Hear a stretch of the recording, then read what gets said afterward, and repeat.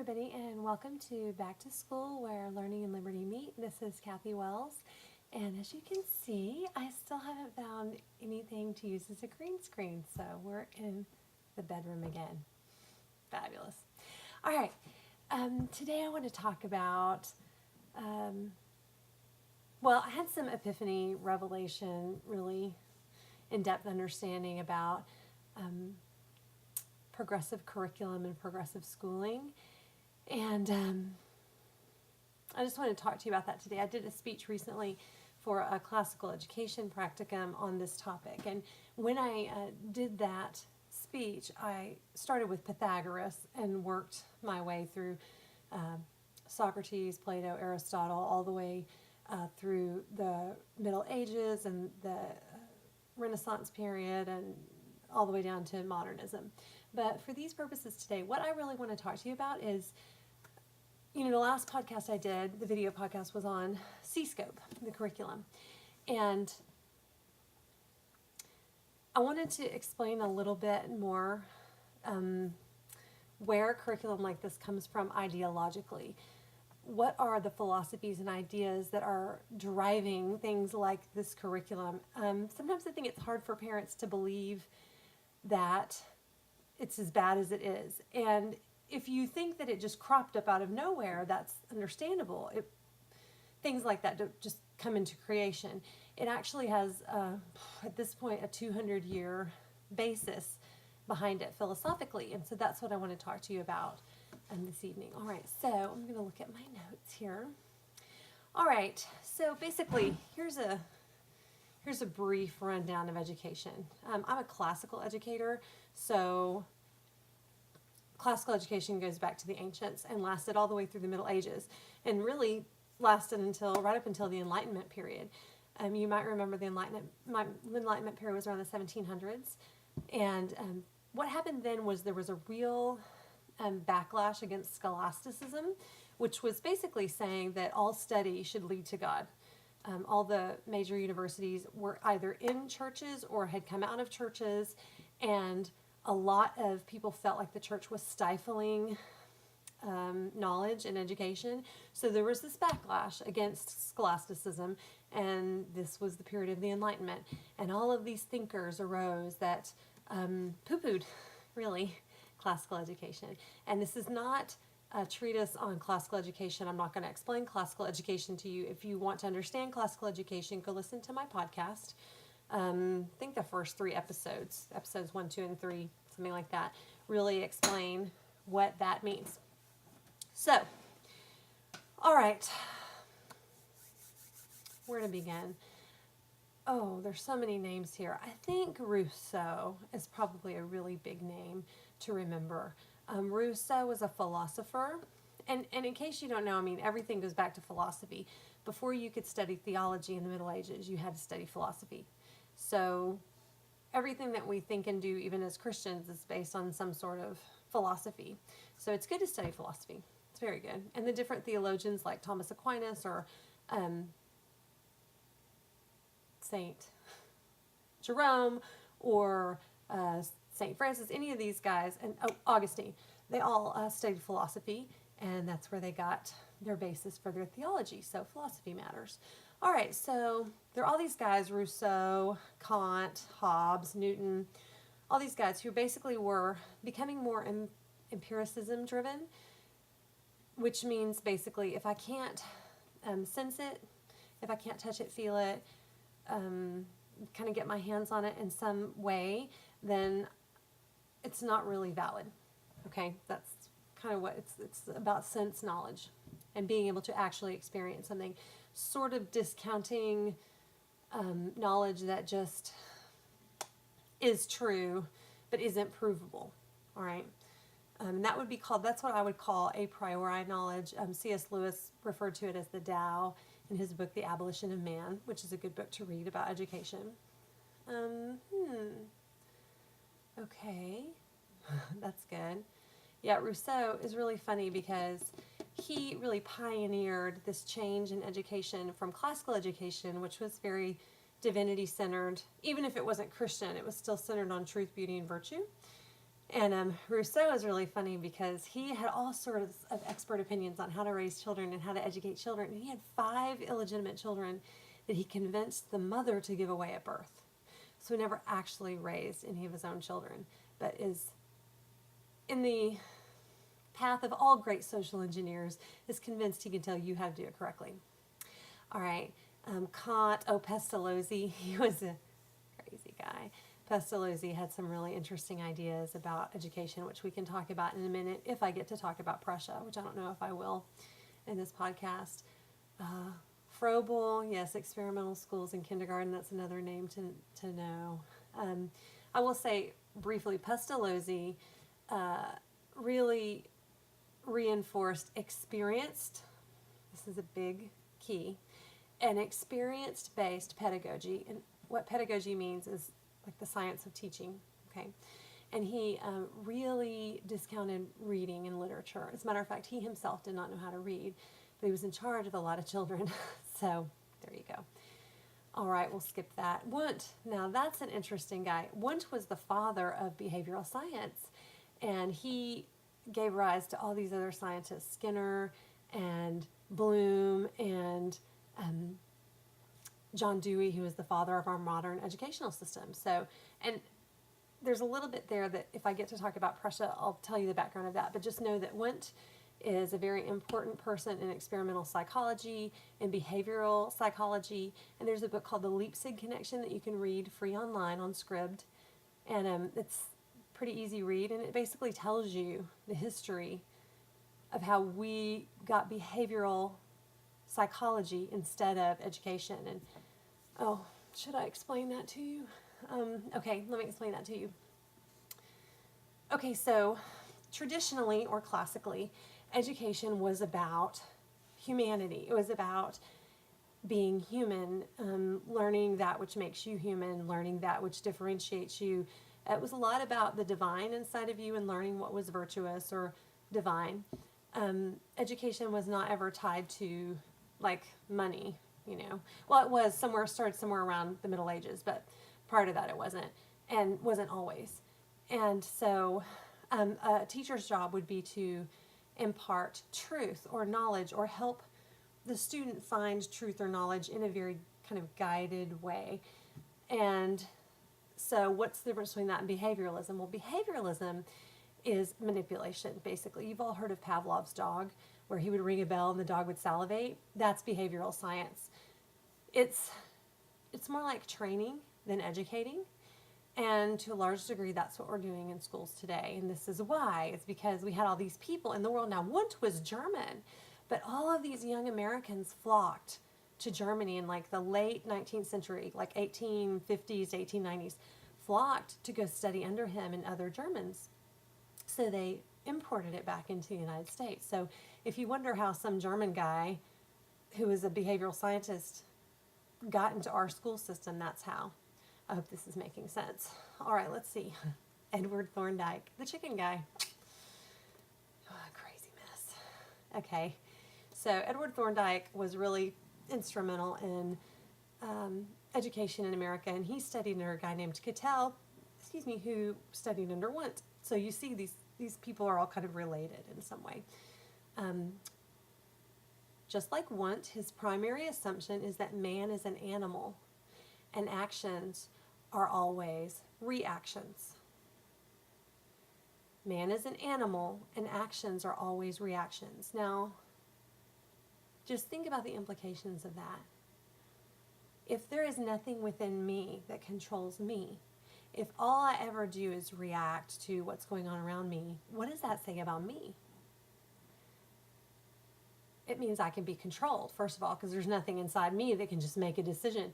What that means is that the world around me influences me, not the other way around. That leaves me pretty much powerless, and it leaves me pretty much dependent on whomever I think can take care of me, which in the case of school a lot of times would be the state, because you learn that you have to depend on them. But that's sort of getting off into another idea. So let's get back to some other things that you might need to realize. oh, this is on William James. William James was the first American philosopher. He developed the philosophy of pragmatism, which ties into all this stuff about behavioral science, socialism. It ties into education. But basically, his idea was that it was pragmatic. It's like whatever will work, whatever's quick, whatever's practical. Right now, let's do it. Pragmatism. So you can see how that might have influenced education. So education is no longer about becoming human, becoming virtuous. It's like what's quick. It's sort of like, we talk about our microwave society. Well, William James helped found that for us. Okay, he also talked about, let's see, chaos versus one overarching will or intelligence. So he believed that the universe was chaotic. Okay, does this sound familiar? I know many of you who are Christians have heard this stuff bandied about and talked about, and you're not sure where these ideas kind of came from. You think probably they only came from Darwin. And true that these guys were contemporaries, and it was like a perfect storm of all these ideas coming together. But empiricism, Darwinism, pragmatism, they all come together for creation of basically what we have now. So he felt like, okay, there was no order to the universe, no divine will creating, but that everything was chaotic. And you'll see that basically in education today. In a lot of ways, things are kind of chaotic. Okay, human experience is the highest form of experience on earth. Think about that. That's like saying in my home that my 4-year-old's experience is the highest experience in the house. That's nutty, but that's what William James believed. Man is the measure of all things, and students should be able to determine what is most important to study. Okay, well, let's go ahead and get into a couple of things here about the CSCOPE curriculum, because that's really what I'm just trying to help parents of public school children understand why CSCOPE has gotten to where it is and how it is, and how it's not this isolated little thing over here, that it's had 100, 200 years of thought behind it. Okay, so man is the measure of all things, and students should be able to determine what is most important to study. So I'm not saying that CSCOPE or other curriculums like it just say, okay, go study what you want. They still have a scope and sequence, which is basically what you're going to study and when.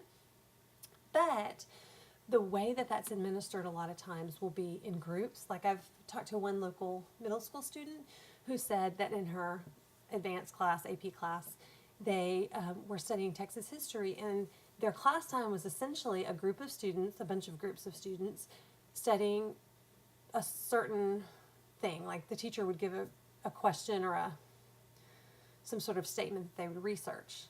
It's not the teacher imparting knowledge to the child. It's the child studying to figure out, what is important about this. Okay, so it's very different than traditional or classical education. Remember, in traditional or classical education, the teacher is imparting knowledge, and there is a certain set of knowledge that the child needs to imbibe. Okay, this is different. All right, let's see what else. The role of the teacher, and this is under Thorndike, who was the chicken guy. Very funny. He had a smart chicken, apparently, that he did behavioral science experiments with. And if you've ever had chickens, you know there's no such thing as a smart chicken. That's where the term bird brain comes from. Okay, so his primary assumption that man is an animal, that actions are always reactions, that the role of the teacher is to produce and prevent certain responses, and that the purpose of education is to promote adjustment. All right, so the role of the teacher is to produce and prevent certain responses, and the purpose of education is to promote adjustment. Notice it doesn't say anything there about imparting knowledge, anything like that. Okay. All right, so this is all around the 1800s now. Let me go ahead and talk about Prussia just a little bit. Let me see how much time I have here. Yeah, I'm good. Okay, so Prussia was a German state, and I did a whole podcast on this if you want to hear me talking about it again.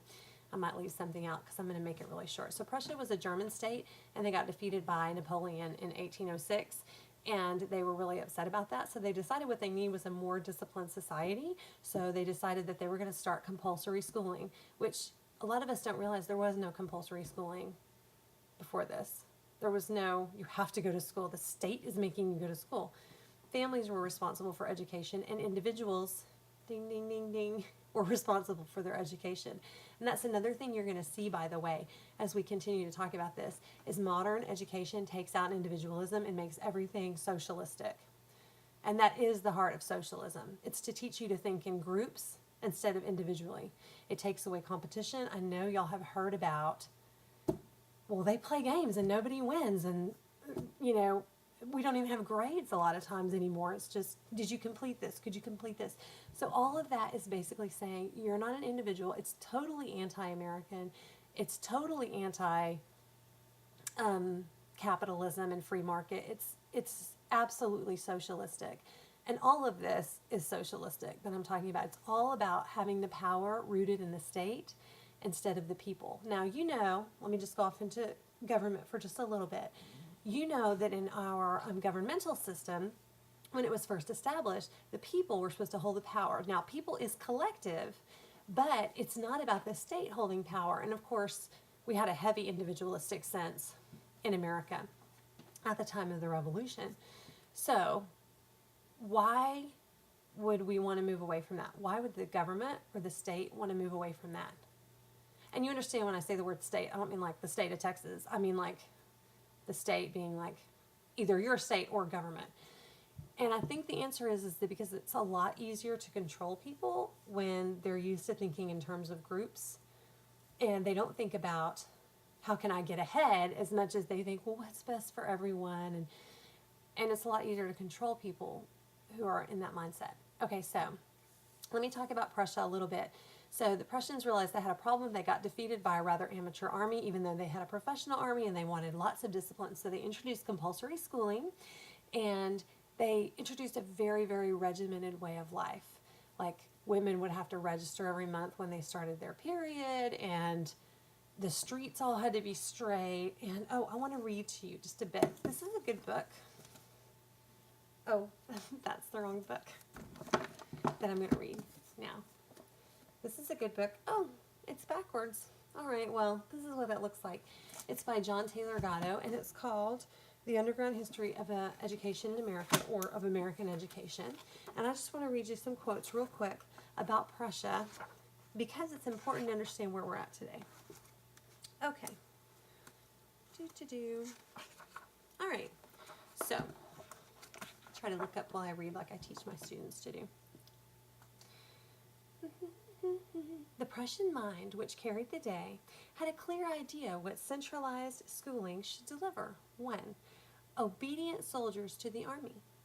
2. Obedient workers from mines, factories, and farms. 3.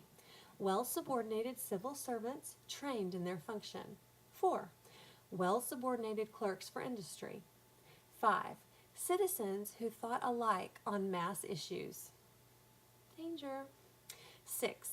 National uniformity in thought, word, and deed. All right, so you can hear in that list of goals for Prussian education and, in effect, outcomes of Prussian education, a lot of statism. It's not about individualism. It's about people working together as a collective, as a state, to accomplish something, to think the same way, to be a cog in a machine, to be a cog in a wheel. Everyone fits somewhere, and there's not really a lot of room for you to decide what you want to do. You get put somewhere, all right? Now, the other thing that you need to know that's even more important about Prussian school, well, first of all, let me just say, Prussia was extremely popular all over the world because it was effective. Yeah, it's kind of a godless system and a not individualistic system, but it worked. And Americans loved it, and the French loved it, and we both, the French and the Americans, and I'm sure other countries as well, started to implement it. Scary. All right, and even Harriet Beecher Stowe, the woman who wrote Uncle Tom's Cabin, her father actually brought it to America and dispensed this speech that he wrote all over the United States and just declaring how wonderful it was. But I want to read you what was said about that by a man named Brownson, all right? I just want to read this to you to explain that this is not just me looking back on history and drawing a conclusion. People at the time were saying, wait a minute, guys, there's something wrong with this. And this is what Brownson said. Let's see. Okay, first, he charged that Proposals to erect this Prussian or German-style educational system were a thinly disguised attack on local and popular autonomy. So what that means is he knew that this sort of system would be removing power from local communities. And if you don't see that operating right now in our educational system, well, you don't know anything about it then, right? Okay, let's go ahead. And he said this about the Prussian system, where the whole tendency of education is to create obedience. Now, this is not his opinion. This is what he's saying the Prussian system does. All teachers must be pliant tools of government. Such a system of education is not inconsistent with the theory of Prussian society. But the thing is wholly inadmissible here in the United States. He further argued that, according to our theory, the people are wiser than the government, right?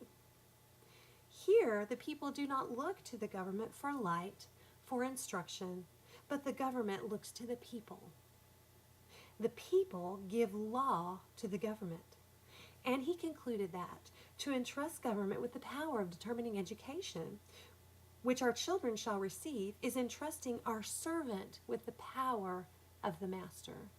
Okay, I think that was beautifully put, and that was written at the time. And so I want you to see and understand as I continue to talk about Prussian schools that it's not just me saying, oh, this is anti-American. It's not just me. It's this guy, Brownson and others, I'm sure. I think there was actually quite a bit written about it in newspapers at the time, saying this is a bad idea. But Horace Mann, who lived in Boston, was a huge proponent of public school. He really got it pushed through. Thanks, Horace. All right. Okay. Oh, that's another good book I want to read. Carroll Quigley, Tragedy and Hope. He was actually sort of a socialist and wrote a book about it, which is apparently frightening, but I haven't read it yet. All right, so let me tell you more about Prussian school. Prussian school was divided into 3 castes. Now, if you're familiar with the country of India at all, you'll understand what castes are. They're basically social levels. It's like you're down here, and then I'm up here, and then they're up there, and you can't move outside your caste, all right? So they didn't call them castes, these schools, but the Prussian school had 3 levels, and the top level was for 0.5% of the population. It was Akademienschulen. Akademienschulen. It's been a long time since I've had German. Okay, and that's where all the leaders' kids would go. They were the future policy makers. They were going to learn how to lead the country. And remember, that was 0.5% of kids went there. Then about 5 to 7% of the schools went to Realschulen, and that was for like doctors, lawyers, professional people. And then the other, what does that leave us, 92% or something like that? The rest of the kids went to Volksschulen, which was public school. That's what it was. See, in our country, Obama doesn't send his kids, or George Bush didn't send his kids to public school. And they don't send them to just the private school down the street. They send them to elite schools. That's the first level where 0.5% go. And then you have those of us who homeschool, or you have your little local private school, and that'd be like the Realschulen, where, you know, the future doctors and lawyers go. And then you have public school, which is the Volksschule, which is where everybody else goes. Well, so what? Was there any difference? You bet there was. And let me read this book so that you're not just thinking I'm making this up. All right.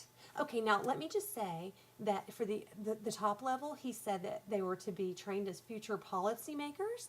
They learned to think strategically, like a general, contextually, in wholes. They learned complex processes, useful knowledge. They studied history, ding, ding, ding, wrote copiously, ding, ding, ding. These are things that have been taken out of our schools, by the way. Argued often, ding, ding, ding. This is very important. We don't do this on a regular basis, which we used to. It used to be a part of education, having a debate.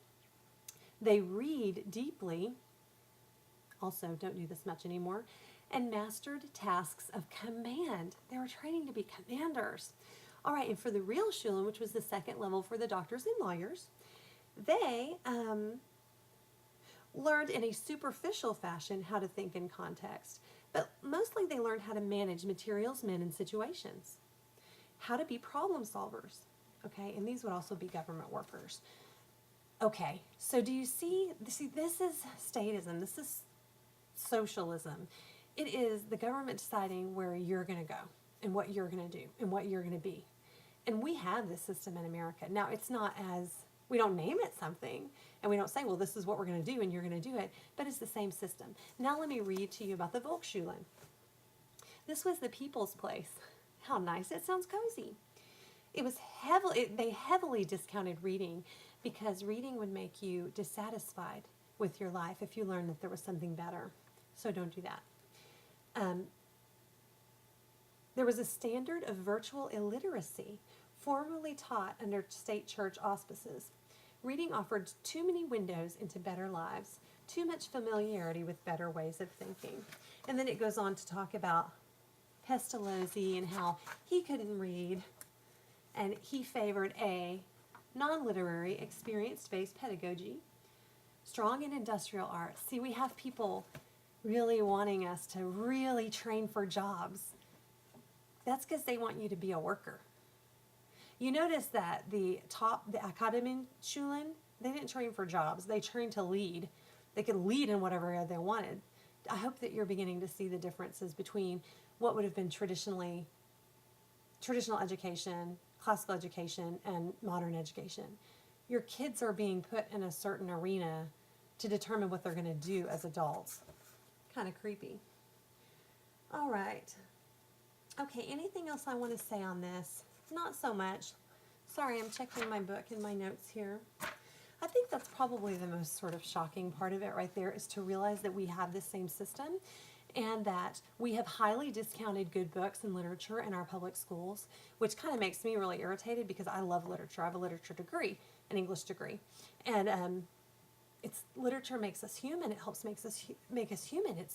It's wonderful. And the way that we're studying literature now is just bizarro if we study it at all. All right, so what else can I say here? Let's see. I do have some points I want to make just to wrap up. I try to keep these right at 30 minutes so you have time to listen or watch and go do something else. Oh gosh, we have to talk about, sorry I did that thing again. Okay, we have to talk about John Dewey a little bit. John Dewey is the father of modern schooling. He was a secular humanist. He was, as far as I understand, a communist. And he lived from 1859 to 1952. So we're moving into the 20th century now. Oh, and there's so much, y'all, in the 20th century. And let me just say real quick, I'm going to show you another book, which you're going to see backwards. This is what it looks like. It's called The Deliberate Dumbing Down of America by Charlotte Iserby. And by the way, both of these books, see how big they are? They're really big. It takes a while to get through them. They're both free online. And in my opinion, the reason they're free online is because these people love you and they love your kids, even though they don't know you. And they want you to understand what's going on. And they want you to be able to make better choices for your kids. And I do too. I really care about other people's children, not just my own. It's not enough for me that my own kids have a good education or a humanities education. I want all children to be able to have the opportunity. And that's how it used to be in our schools. And it's not anymore. Okay, so, the Humanist Manifesto. Where is that? That's in here. And what page is it on? Good question. I'm going to read you this, what John Dewey wrote in a magazine for secular humanists. Now, there is Christian humanism, by the way, but secular humanism is something altogether different. And wouldn't you know, I don't have it on here. 40s and 50s. Isn't that a bummer? Okay, well anyway, it's rather shocking. He talks about how